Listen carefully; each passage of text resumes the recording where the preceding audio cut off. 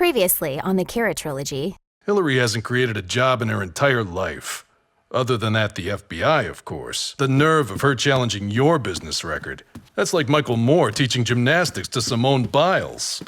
No. Bottom 1% performance. Watch me. Watch how I do it. She hasn't even worked in the private sector since the last days of disco. Trump just cracked the code on a propaganda campaign. They are going to remind voters that you have less business experience than Kim Kardashian. We have never faced this line of attack. Kira, campaign volunteer. Struggling here, Hills. You got less business experience than a teenage burger flipper. My generation values entrepreneurs, risk takers, winners. So I recommend Plan C. So what does the C stand for anyway? Cattle.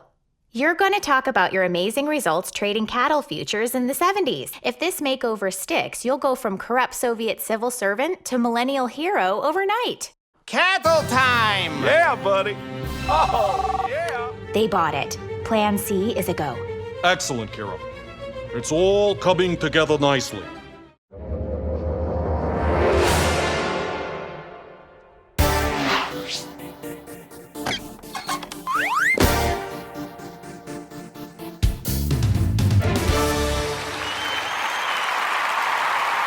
Oh, hey, Al.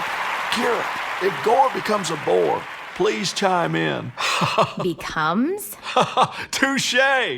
Now, just interject if I... Fall asleep? Like during Hillary's convention speech? Bingo. And rolling.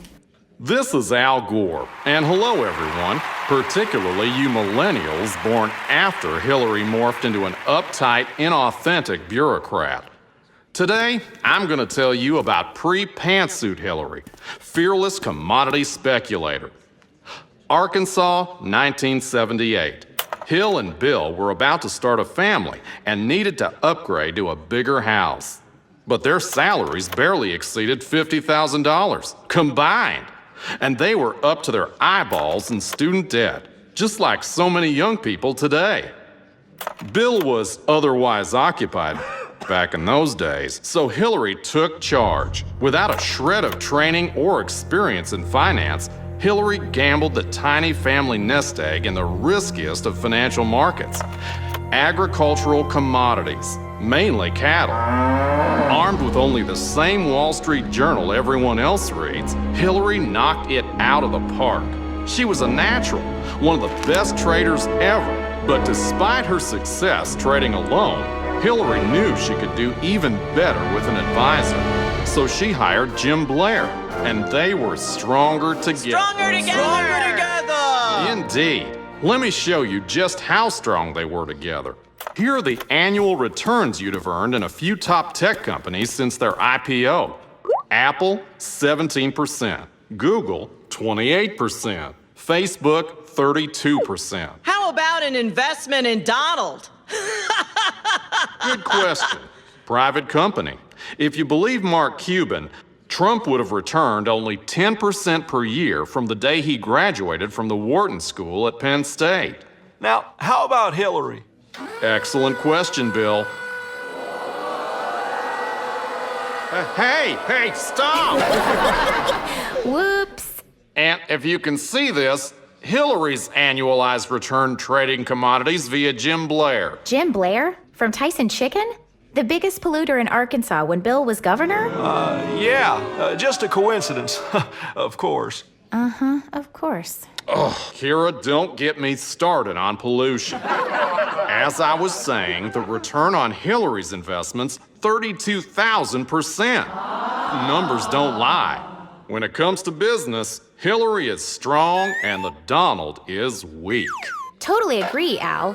Real estate business is a terrible way to try to make money. Too many costs. Steel, cement, glass, and people.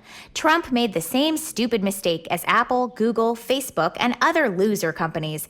They hire thousands of workers and pay them 10 times the minimum wage. There's almost nothing left after these overpaid leeches finish shaking down the shareholders. That's right, Kira. Hillary gets it. No inconvenient employee costs in the commodities speculating business. And less pollution. Yep, every dollar earned goes right to the bottom line. Hillary's a business genius. You know, Al, it just occurred to me that the paid speech business is very similar. I totally agree with Kira. Great way to make money without hiring any pesky employees. I don't know if I'd say that.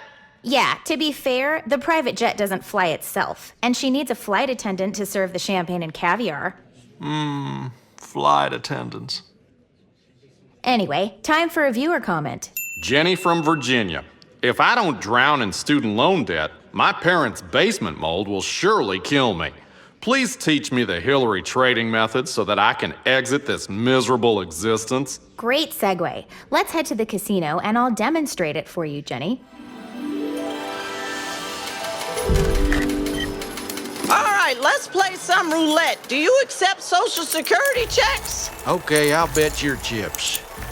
Notice that the chips are the same color, which makes it impossible to know whose chips are whose.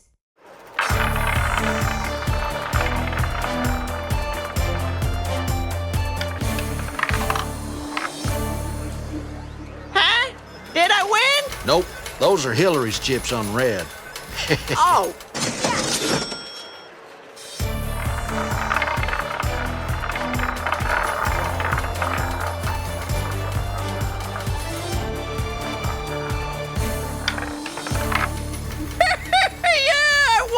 Hey, Granny, get your hands off Hillary's chips. Trading documentation at the Chicago Commodity Exchange was extremely sloppy in the 70s. Just as these roulette wins were allocated to a favored player after the spin, commodity trades were also sometimes assigned to a favored investor after the outcome was known. I think you get the picture now.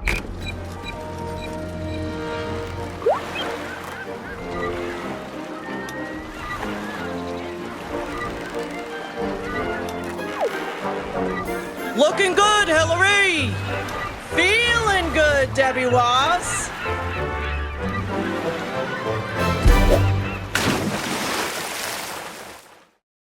In April 1994, the Clinton White House claimed that Hillary made all trades herself, based primarily on her own research, reading the Wall Street Journal. Within weeks after it became clear that this explanation was not plausible, Hillary's spokesperson, Dee Dee Myers, acknowledged that Jim Blair actually placed the trades. There has never been an official investigation into Hillary Clinton's commodities trading activity. The Clintons asked former Chicago Mercantile Exchange chairman and major donor to Democrats, Leo Melamed, to conduct an informal review of Hillary's trades. You guessed it. Melamed found no wrongdoing. But a September 1994 article in the Journal of Economics and Finance calculated the odds of legitimately growing a $1,000 initial investment to $100,000 in the cattle futures market over the 9.5-month period from October 1978 to July 1979. 1 in 31 trillion.